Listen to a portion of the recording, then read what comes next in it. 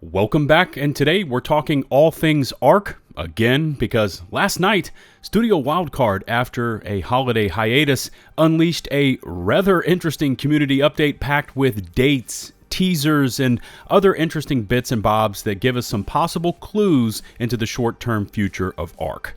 This is LtBuzzLitebeer, and thanks again for tuning in. In case you haven't done so already, make sure to smash that sub button and ring the notifications bell to receive my latest Ark news upload alerts. Likes, comments, shares are of course always appreciated. Chapters are in place for a smooth and easy viewing experience, and let's dive straight into this one.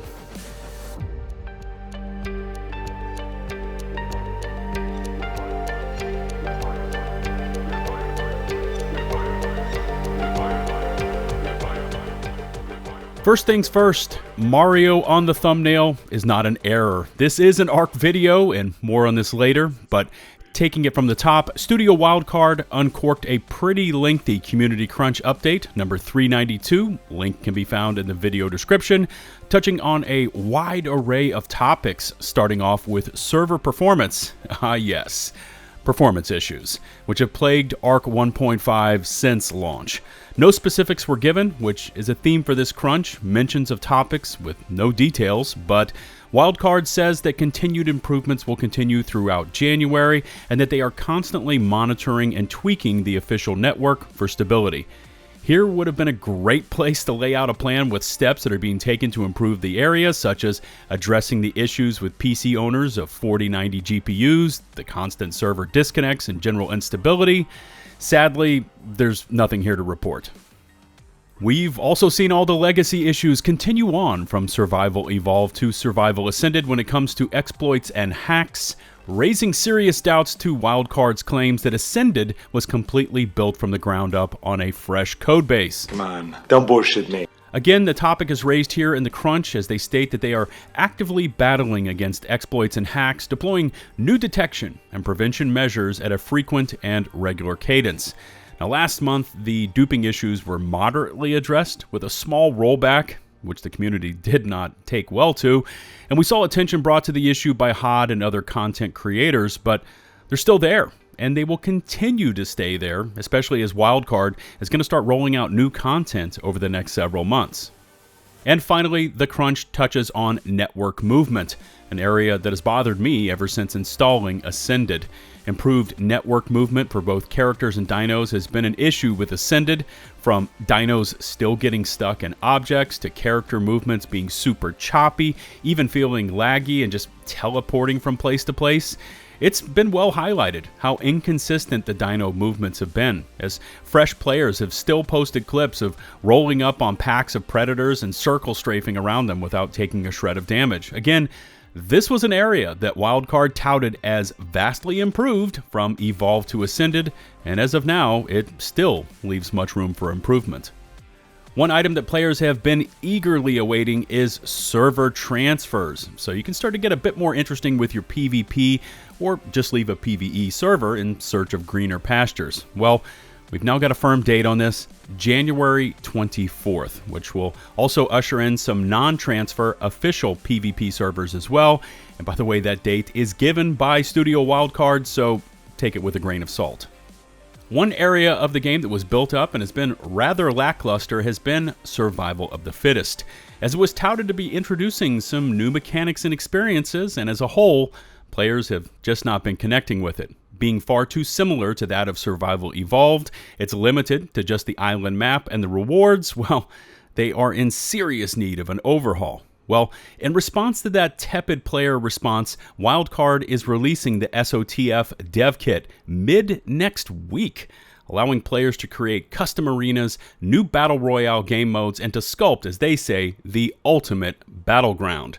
And this Dev Kit, plus the next topic, seems to be Wildcard throwing everything, including the kitchen sink at Survival Ascended, which I'm going to expand on in a bit. Now onto that Super Mario thumbnail, because by the end of this month, expect to see a massive sized dev kit update allowing for not only the creation of Ark mods, but entire custom Unreal Engine games to be made available inside of Ark Survival Ascended. They go on to say, want to build a Mario-esque rampage through Crystal Isles? Go for it, which brings on too many questions to spell out in one Ark video. First off, Mario in Ark just sounds crazy to me. And then they go on to mention Crystal Isles, which I thought was delayed until very late in 2024. I mean, perhaps they're saying that through the use of the dev kit, a mod creator could have the unlimited freedom to create their own version of Crystal Isles. Honestly, I don't know, but apparently you'll be able to create everything from custom main menus, host your own multiplayer sessions, and even create a mod that progresses from one level to the next, opening up insane sandbox potential. Okay, full halt on the community crunch breakdown and just completely dropping script here, but while this sounds truly interesting, and it does sound very interesting, it's also setting off my spidey sense, and I just can't contain it any further. Going from a slow drip feed of content to all of a sudden getting full control of the game, even down to creating custom main menus, I just get the sense that things are not progressing the way they envisioned for Survival Ascended. Almost that it's in a panicked response to the lukewarm reception the game has been receiving, which translates, of course, into slowed sales and decreases in profit. Again, I'm just speculating here, but this monumental shift in the infrastructure of the game itself, now allowing for custom creations in Unreal Engine 5, just completely outside game creations to be brought into Ascended, again, it just feels off to me.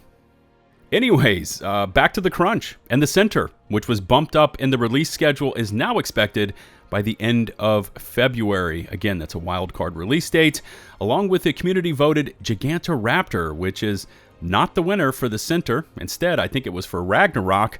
And again, no clarification on this one either. Is this an error? Will we be seeing the Shastasaurus as well when the center launches? Will it just be a free-for-all in terms of future mixes and matches for creatures and maps when they eventually release?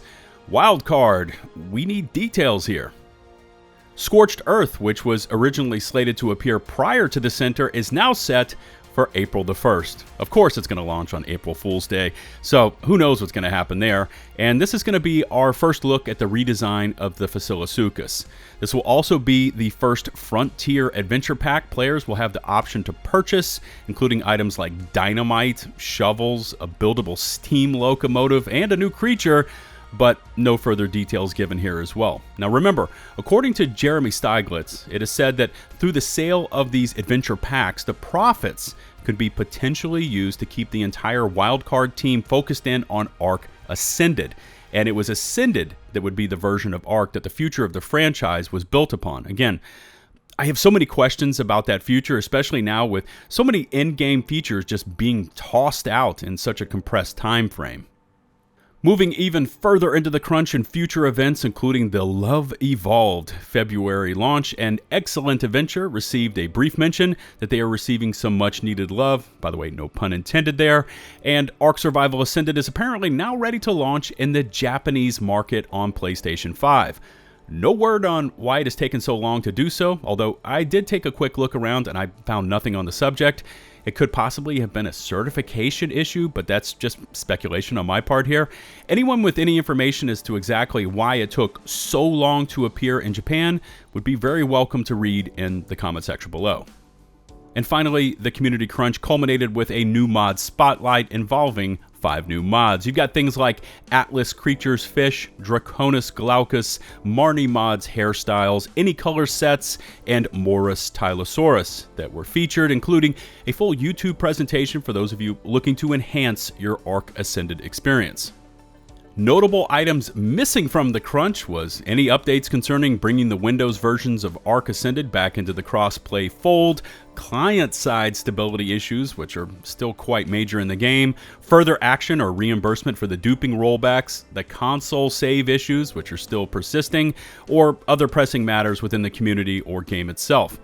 Wildcard, if anyone at the studio or on the comms team ever watches my content, which I doubt, we need details and transparency here. There are serious issues that, if addressed, could really bolster player confidence in the game, but week after week, they're simply ignored.